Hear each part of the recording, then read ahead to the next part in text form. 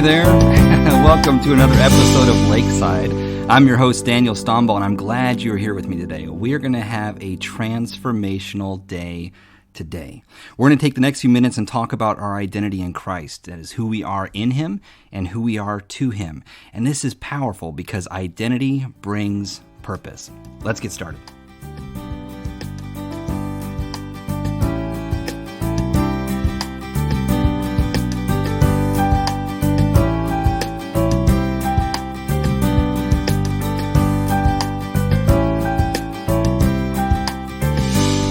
And we're back. This is day number 40, and we're rolling right through Song of Solomon. Chapter number 4 and verse number 4 is where we're going to pick up if you're following along with your Bible. If you have the Song of Solomon devotional journal, this would be day number 40. And so if you don't have your journal yet, you can grab that online on Amazon.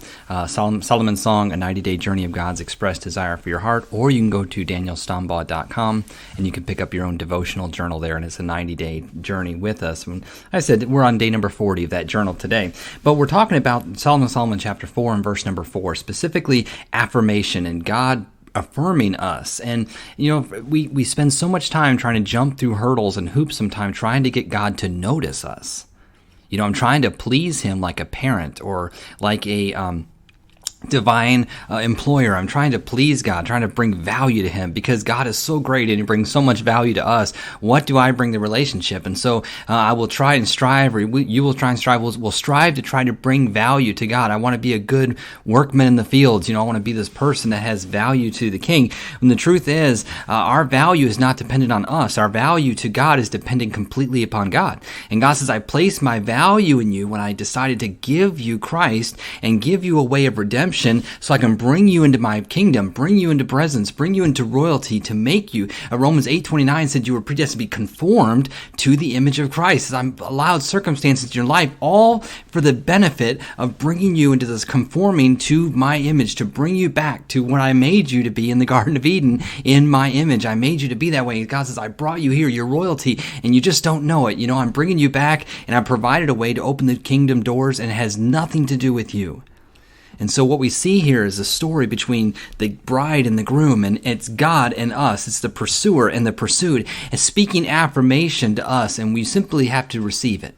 God doesn't ask you to understand His love. He doesn't ask you to understand His affirmation. He just asks you to accept it. He just asks you to accept it. You don't have to understand why God loves you. You just have to believe that He does and accept it and walk in that.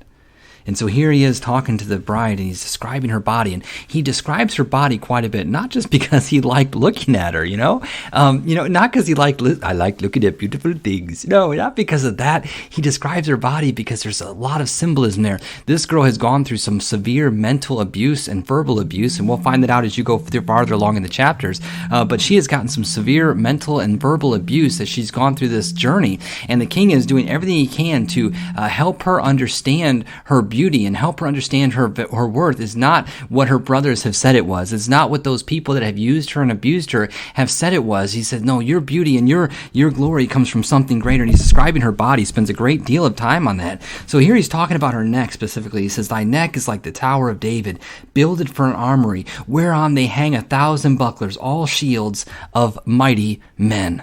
I love that. I love that because the Tower of David was not some rinky-dink structure. The Tower of David stood above the walls. You could see this thing. And he wasn't saying you got a neck like a giraffe. He wasn't saying your neck is long. Man, that's a long neck you got. What are you, a brontosaurus? No, he wasn't. He was talking about her neck, and he's describing the beauty because the Tower of David was completely clad in ivory, and it stood up above the walls. It towered above the city. But there's a lot of strategy behind that tower and where it was built, why it was built. And he's reassuring her of her chosen place in the kingdom, and he chooses to compare her to a place that was of extreme importance to the strength and the harmony of the kingdom. The Tower of David was not just a tower where you paid $5 to get to the top, get a t-shirt and a snow globe, and overlook the city and put a little quarter in the binoculars and see everything there is to see. The Tower of David was a barracks that David had built for his mighty men. And David, when he built this tower, remember the mighty men, these guys were like the Navy SEALs of the army of Jerusalem. These guys were tough. One guy killed a lion in a pit on a snowy day. One guy killed someone with a spear. He had all of these people where he jumped down and fought two men with a net, and all these, if you could read the stories of David's mighty men and how accomplished these guys were. They were very skilled at the craft of warfare, very skilled at the craft of defense and fighting, and they were strong, and they were very feared and respected among the people of Jerusalem. So when David built a place for these guys to hang their helmets, he wasn't building just a rinky-dink barracks. He built a beautiful strategic tower, and he said, I'm putting this at the weakest spot of the city. He looked throughout the entire city and said, if I was to be invaded, where would I be most vulnerable? Right there in that corner, right there along that wall. He went to that neighborhood and he built this tower, and people would begin to ask, what is going on there? What are you building? He said, I'm building a place for the mighty men to live. Let me ask you, if you were a townsperson, if you were a city dweller in that city, and you knew that you lived in the weakest, most vulnerable part of the kingdom, and all of a sudden one day you saw the royal architects coming to put up a police academy, a police barracks, a training ground for soldiers, and you saw them building this place right down the street from you, how safe would you feel? I mean, these guys were trained for war. How safe would you feel? It sent a clear message to everyone in that area. It said, number one, your king sees you. Your king is aware of you. So much so I'm bringing people and resources right to your doorstep to prove it. And number two, it said that the king held his own people in value. It was a show of love and concern for those who lived in this area of the kingdom, and that they mattered to the king, and that their reassurance that they were protected. Let me just say that God chooses to place us in situations and in circumstances where people's mindsets and their attitudes and their perspectives are weak. Have you ever been in a place where you looked around, maybe a job, a home, a situation, you looked around and said, man, this mentality is just broken. It's frustrating, man. Am I the only one that's thinking around here? Have you ever felt that way, that you were alone? Like you just weren't like everyone around you. Like you weren't into the same things. You weren't into the same petty squabbles. You just weren't into the office drama. You just weren't into the debates. It's like, none of this stuff matters to me. Why am I here? And our first instinct is to try to cut and run and get to some place where we fit in, right? If we want to get to a pond where there's other fish swimming like us, when the truth is, man, God, we look at those places and our first instinct to bail when we know for a fact that God has placed us in those areas. So why would God put me in a place where I don't necessarily enjoy it? I don't necessarily enjoy the people I'm around. I don't necessarily enjoy the mindsets. I don't get along with this mindset. Man, I've been made fun of. I'm being mocked for my belief. I'm being verbally assaulted. I'm being physically assaulted in some cases. Why am I here? God, why am I here? Of all the places I could be, why am I here? We sit and think happy thoughts of another environment, and God says, no, I put you right where I put you for a reason. I chose to plant you. Paul says that we're planted in Christ. And Christ was not planted among people that had no need of a physician. Christ was planted among broke. He was planted around sick. He was planted among weak. He was planted in the wounded. He was planted in the diseased. He was planted with the poor. He's planted with the people around him that were broken in their minds. Their mentality was broken. So much so that when he came to town to raise someone from the dead, he wept. And they said, oh, you love Lazarus. He said, I'm not weeping about Lazarus. I can call Lazarus forth. I'm weeping because of your unbelief. You know me. You know what I can do, and you still don't believe. He said, I'm weeping because of the unbelief that I see. That's where Christ was planted. God planted Christ in the very heart of the need. And God plants you and God plants me in the very heart of the need. And if you look around today, or if you want to work today, or maybe you're just this month, this year, I'm in a place where I'm just about to yank my hair out because of the foolishness around me. Hold on, before you pack your bags, reevaluate, did God put you there? And if you are there because God put you there, understand that God chooses to place us into the situations and circumstances where people's mindsets and their attitudes and their perspectives are weak. This is by design. I want to tell you why. It's by design because you are a symbol of God's strength. You are a symbol of God's strength. You're the tower. You are the Tower of David. He puts you in the broken part of the wall. He puts you where people don't look up when they walk around. They look down at their feet. He puts you where the homeless people are laid out around you and sitting on the side of the road and panhandling for money. He puts you where the broken mindsets where people are completely anti-God. He puts you in a mindset where it's a self-centeredness that's everywhere and it just reeks of just dismal and depression. He puts you there because you're a symbol of his strength. You're not his strength. No, he is his strength, but you are a conduit of his strength. This is when I am weak, then I am strong. I put you there, right there, so you can display strength and you can be a symbol of who I am to them. You're his strength. He places you where he does in life and around the people that you are around for the express purpose of displaying his strength. You are his gift. Man, I want you just to say this to yourself very quickly. I am his gift. Say it again. I am his gift. One more time. This time, I want you to focus on the words. I am his gift. You are God's gift. And your very presence is proof that the people that you are around matter to the heart of the King. And I promise you, when those people see the King, and they will see the King, when they see the King one day, they're going to look back at him and say, you put a tower right where I was.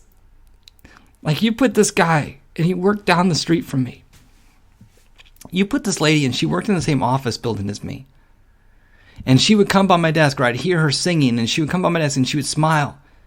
She'd invite me out to church events, and she just really just showed me kindness and showed me extended love, or he extended love without anything, whether I came to their church or not, whether I believed like him or not.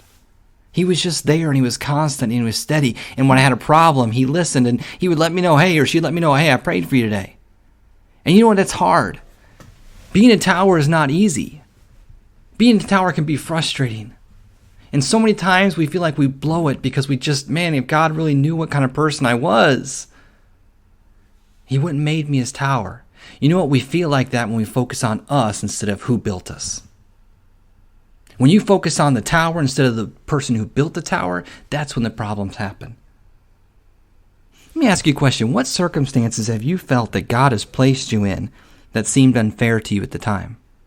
Like, do you find yourself in a place where you say, man, this is unfair, and God, I can't believe you put me here. I can't believe you put me here. It was for a purpose. It was for such a time as this.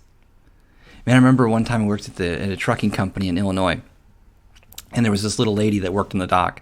She worked actually in the office for a computer repair. Her name was Charlotte, and just a small little African-American lady. And she would walk this truck dock, and I believe I've talked about it in the past episodes, but she would walk up and down this truck dock, and it was a several 100,000 square foot building. It was massive. This thing was massive. It had 3 basic buildings, 3 warehouses connected, and we had little trams and trolleys that went back and forth. It was huge. And she would walk this truck dock on her lunch hour, and she touched everything, and you'd hear her talking to herself, you know, and people would stop, and they would talk to her, and and Charlotte was just amazing. And Charlotte was not just talking. I found out later as I got to know Charlotte, what she was actually doing was praying. She prayed over every single thing in that truck dock. She touched every forklift, every dock door, every Gaylord box that had airbags in it. She chucked every air hose, every pallet as she passed by of the product that we were logistically staging for this other company. She would touch those things, right? And she walked through.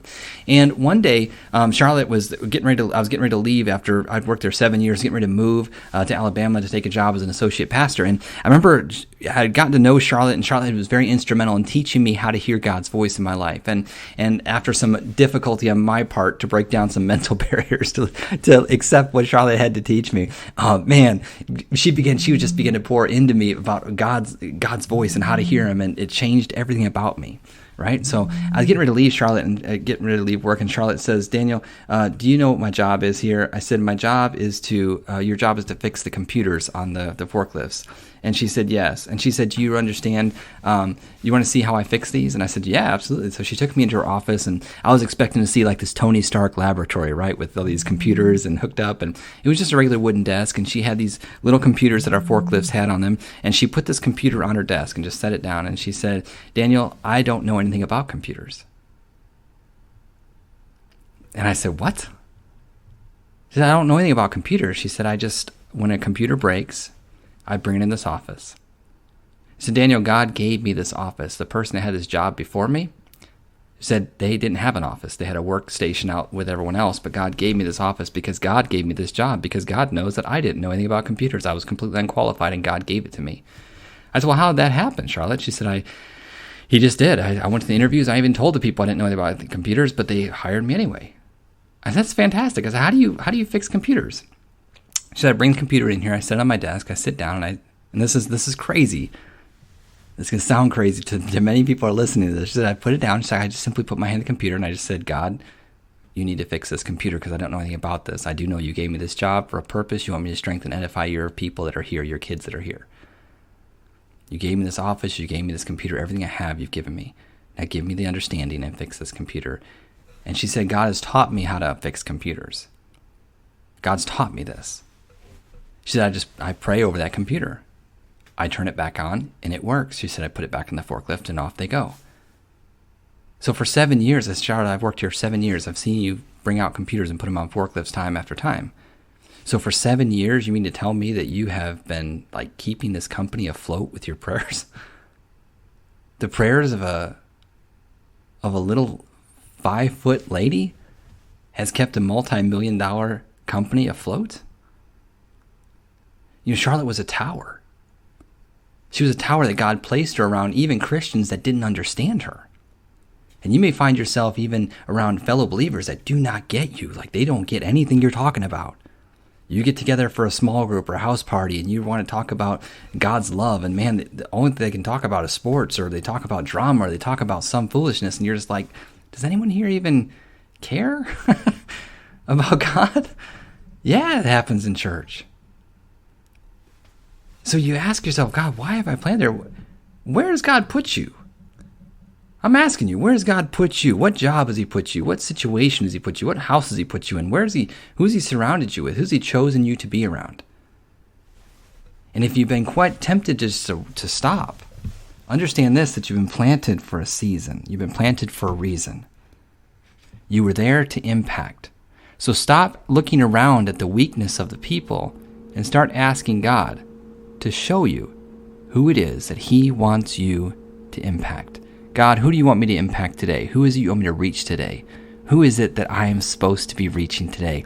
Who is this tower supposed to benefit? You are his gift. You are his tower. God bless you. Hope you have a fantastic day today. And I invite you to stay tuned. We're going to be jumping right into the next episode. Number 41 is coming up next week. I invite you to stay tuned, or follow, click like on this, or follow it. And make sure you don't miss this. But we're going to jump right into the fact that we are enough. And next chapter, he starts talking about breasts. And this is where the whole thing gets a little awkward for the host to talk about. But it's amazing. I can't wait for next week. You're going to love this. Fantastic. Make sure you smile today. Give away your source, because your smile is the biggest picture of your source that you have. That's God. And when you smile, you reflect him. So make sure you give your smile away, because people are hungry for your source. God bless you. Have a fantastic day today.